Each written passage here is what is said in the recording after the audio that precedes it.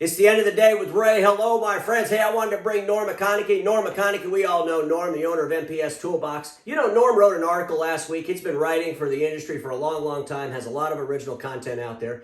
But he wrote this article last week, and he was talking about, is it good for a dealership to be big or small? And in that article, he talked about, does a dealership really need to have a service department? Wow, you know, that was kind of a real jarring statement. So I reached out to Norm and I said, Norm, we ought to put a webinar together on this because that's a very interesting topic. And it's a changing world that we're living in. And, you know, Norm, how are you doing, my friend? Doing really well, Ray. It's been, although COVID's been tough on our industry and a lot of folks, and hopefully everybody's getting through it okay. In terms of what it's meant for our business, it's effectively doubled our size over the last year as more and more businesses, look around and realize, well, what are we going to do differently? And then e-commerce tends to be one of the important strategies that they can implement. And we get to be the primary game in town for dealers that make that decision. Well, you know, Norm, we could think back about 20 years ago when you started Print Fleet, people thought you were crazy. Now that's the largest DCA tool in the world, basically owned by our friends over at ECI. You know, I think it was 10 years ago you started beating the wagon about e-commerce. You know, you had some struggles in the document imaging channel. They couldn't even comprehend that. You went and did a lot with some IT folks, and then you kept beating that horn, and eventually, you know, last couple of years, obviously that's all paid off for you. So you've always kind of been ahead of the curve, probably why I like you. But I got to be honest with you, you know, the serviceless environment in a dealership, you know, there's a lot of merit to that. When you look at the data, it takes what? Almost four service calls on an A3 to one on an A4 doing the same volume. We see this massive transition into A4. So I thought, man, we ought to put a webinar together. So I reached out. We're gonna have a webinar. We'll talk about that in a minute. But you know, give us a little bit of highlights on your thinking there, Norm. You know, no service department in a copier business. How is that even possible?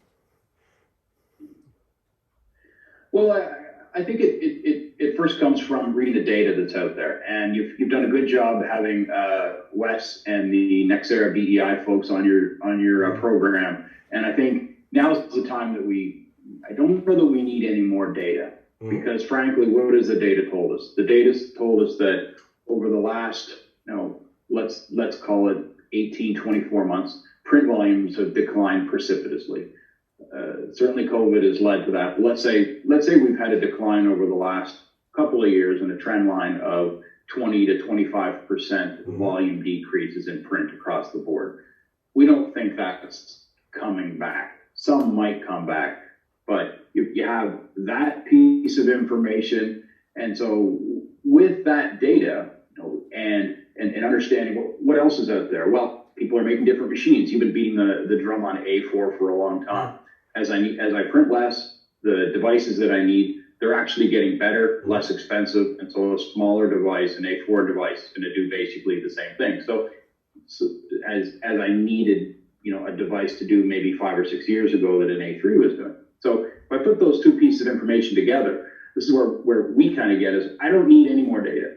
I don't need anybody else to say that this business is changing and it's changed in such a way that I now need to react to it. And that's where we get to the service piece, which is you can look around at your business and, armed with the data, now's the job of the senior management team and the owners to say, what am I going to do with the data? What decisions am I going to make?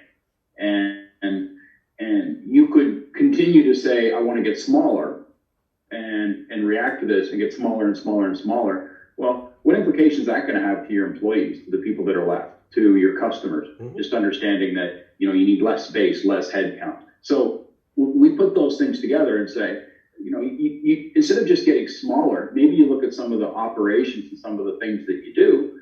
And one of those things is your service department.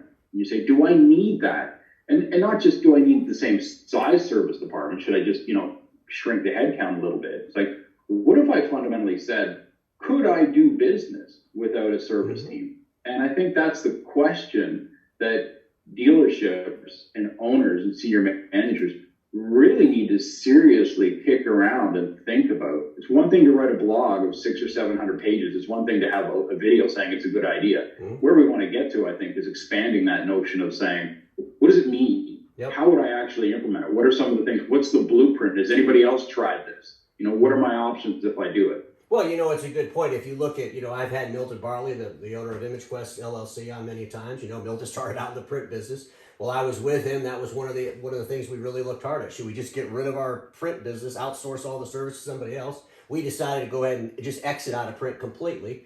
But as dealers start to transition, they really need to pay attention to that. Maybe they keep some of the service for the A3, the bigger stuff, but let's start outsourcing it. But the question you asked is something they all need to pay attention to. Can I really outsource my service? Well, your OEMs have been doing it for about 15 years. All these OEMs have A4 devices all over the world that the imaging channel, those dealers don't touch. A lot of them are in their own customers' offices.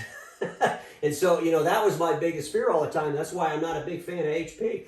I mean, if the OEMs, the more these machines have less parts, less service intensive needs, the easier it is for the OEM to go direct to the end user. When they start going direct to the end user, they're going to look for different service providers. And so I think it was a great topic, Norm, and I can't wait to do that webinar with you. We'll bring some insight to help the dealers along the way. But, it is something that all the dealers need to think about. We're out there right now trying to get companies to outsource. Why can't we outsource as well? We got to start figuring out how all that works. For sure, and if you think of our industry over the last decade, if anybody brought up the companies like Barrister or Field Nation or LMS, dealers immediately said, "Oh, they're terrible. Oh, yeah. They can't do what we do." But now you look and you realize those same companies are the ones that the OEMs are leveraging to manage their field service teams. So I understand that there's a bit of trepidation with this type of idea, but at a certain moment, you really have to look at the data and say, well, other people are using it, they're having success.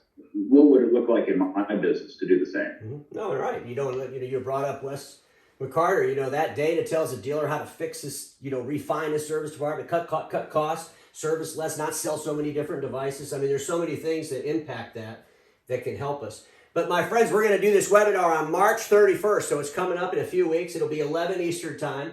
It'll be hosted by me and Norm. We might have a special guest on there with us, but let's tune into this. We just want to start the conversation. We want to start the conversation at a path forward. This is going to be an ongoing process, but what does the dealership look like in the year 2025? I mean, that's the question. What does our dealerships look like in the year 2025? And what are we willing to do to make sure we're successful when that year comes? Norm, is there anything you want to add before we end? No, I think that's it, right? Is when we look at where we are in this, in our industry and in our businesses, as I said, we look at the data. That's what everybody does. When you have a problem, you do a problem analysis, right? Then the next phase you could add is you look at what solutions are out there to change, my trajectory. If sales, if revenue, if profitability are going down, something needs to change. So we've got all the data we need. You don't need any more data. As Bob Dylan says, I don't need a weatherman to know which way the wind blows, right? The next phase is let's look at all the options. When I look at those options, then as a management team, we all have to get together and say, what are we going to execute? So the purpose of the webinar is going to say, let's really explore this option of, a serviceless dealership and what that means and what some of the avenues and things that they can take. Then that can help you get along to the execution mode. So that's what we want to get involved, Ray. And I think we're going to bring a few friends on to share their experience in that, along that path. All right. Well, I look forward to it, Norm. Have a great day. My friends, we all know this. Status quo is the killer. Vol will be invented. Don't get stuck in status quo, and I'll see you all tomorrow.